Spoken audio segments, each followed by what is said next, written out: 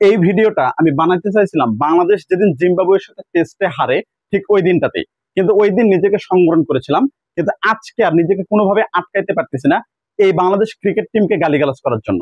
কিন্তু দুর্ভাগ্যবশত আমি ঠিক মতো গালিগালাজ করতে পারি না। কিন্তু আমার এই কাজটা সহজ করে দিয়েছে আমাদের ইউএই প্রবাসী কিছু ভাই এবং জার্মান এক আপু। জার্মানে আপুটার কথাবার্তা একটু বেশি করা, যার কারণে আমি ওনার ভিডিওটা শেষে দেখাচ্ছি। এখন আপাতত এই ভিডিওটা দেখেন। আমার দোল খেলছে আজকা ক্রিকেটের কলঙ্ক ক্রিকেটের কলঙ্ক ওই শালা এখানে আমার কথা বলাই আমার খেলা বুয়া বুয়া মাদারি বুয়া। আর এই শামিম, তুই মেজাজ কার উপরে দেখাস? একেতে খেলায় ঠকছিস, তার উপরে মেজাজ দেখাচ্ছিস আমাদের প্রবাসীদের উপরে। তোর যে বেতন হয়, তোর 14 গোষ্ঠী যে ফুটানি করে, এই টাকাটা আসে এই প্রবাসীদের টাকা থেকে, আর তুই এদের উপরে মেজাজ দেখাস। প্রবাসীরা যদি তোর উপরে জুতা মারতো, তোর উচিত ছিল এই জুতা সসম্মানে কুড়িয়ে প্রবাসীর কাছে ফিরিয়ে দেওয়া, আর তুই উল্টা মেজাজ দেখাস। ফাজলামি পাইছিস।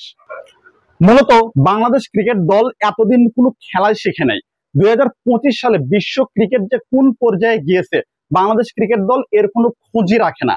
বাংলাদেশ 1997 সালে ওয়ানডে স্ট্যাটাস পেয়েছিল 10ম দেশ হিসেবে। 2025 সালে ওয়ানডে ক্রিকেটের জগতে 30 বছর পার করার পরে বাংলাদেশের ওডিআই র্যাঙ্কিং হচ্ছে বিশ্বে 10ম। বাংলাদেশ 2000 সালে 10ম দেশ হিসেবে টেস্ট স্ট্যাটাস পেয়েছিল।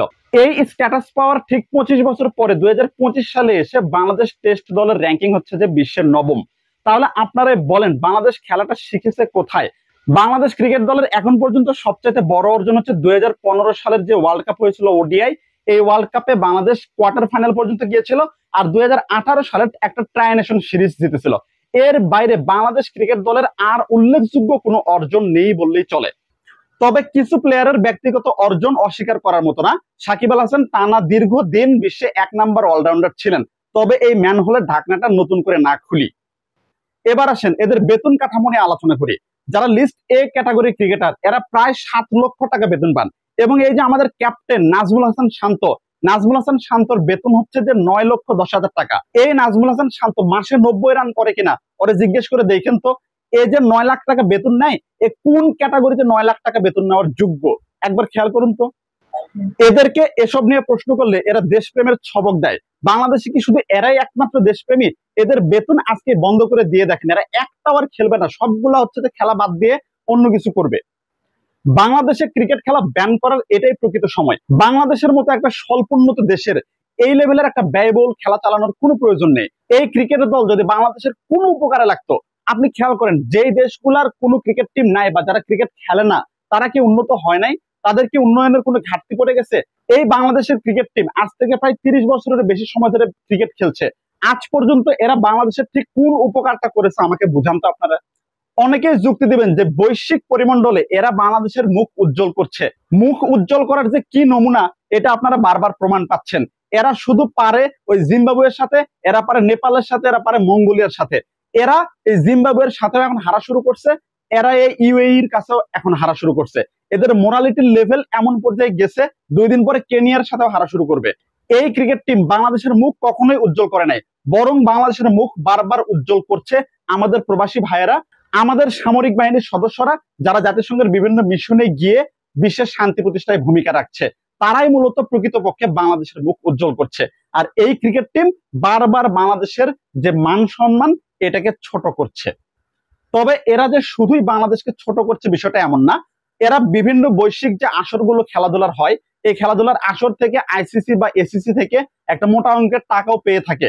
কিন্তু এদের পেছনে প্রতি বছর যে পরিমাণ খরচ হয়, সেই তুলনায় ওই প্রাপ্য টাকাটা অনেক বেশি কম। যার কারণে বাংলাদেশের মতো একটা লোয়ার ক্লাস ইকোনমির দেশের এই লেভেলের একটা সাদা হাতি পোষা এটা মোটেই লাভজনক কিছু না। এই ক্রিকেট টিমকে ব্যান করার এইটাই প্রকৃত সময়। অনেকেই তাহলে প্রশ্ন করবেন, বাংলাদেশের ক্রিকেট টিম ব্যান হয়ে গেলে আমরা কাদের খেলা দেখবো? ভাই, এটা গ্লোবালাইজেশনের যুগ। আপনার যেই দেশের ক্রিকেট খেলা পছন্দ হয়, আপনি সেই দেশকে সাপোর্ট করেন, সেই দেশের খেলা দেখেন। এখানে কোনো সমস্যা নেই। বাংলাদেশ ফুটবল টিম আন্তর্জাতিক পরিমণ্ডলে ভালো না করতে পারার কারণে আপনার যে টিম ইচ্ছা সেই টিম সাপোর্ট করতে পারতেছেন ফুটবল বিশ্বকাপের ক্ষেত্রে। তাহলে ক্রিকেটের ক্ষেত্রে অন্য দেশকে সাপোর্ট করতে তো আমি কোনো সমস্যা দেখছি না। বাংলাদেশের সিনেমা ইন্ডাস্ট্রি বছরের পর বছর ধরে বস্তা পচা সিনেমা উপহার দিচ্ছে, যার কারণে আপনি তো ঠিকই বলিউড বা হলিউডের সিনেমা প্রতিনিয়ত দেখছেন। এতে তো কোনো সমস্যা হচ্ছে না, এতে তো দেশপ্রেমের কোনো ঘাটতি হচ্ছে না। তাহলে বাংলাদেশের ক্রিকেট টিম ব্যান হয়ে গেলে আপনি যখন অন্য কোনো দেশের ক্রিকেট খেলা দেখবেন বা অন্য কোনো দেশের ক্রিকেট টিমকে সাপোর্ট করবেন, এখানেও কোনো সমস্যা হবে না। যার কারণে আমি মনে করছি বাংলাদেশের এটাই প্রকৃত সময় এই ক্রিকেট টিমকে ব্যান করার, না হলে বছরের পর বছর এরা বাংলাদেশের লক্ষ লক্ষ কোটি টাকা এরা ধ্বংস করবে। এই ক্রিকেট টিমের প্রতি ওই জার্মান আপুটার মন্তব্যই সেরা মন্তব্য। বাংলাদেশ ক্রিকেট টিমকে জার্মান শেফার দিয়ে ঘোরানো উচিত। আপনাদের কোনো লজ্জা শরম নাই। আপনারা কিভাবে UAE সাথে হারেন, এর থেকে ভালো দেশে গিয়ে টিকটক করেন।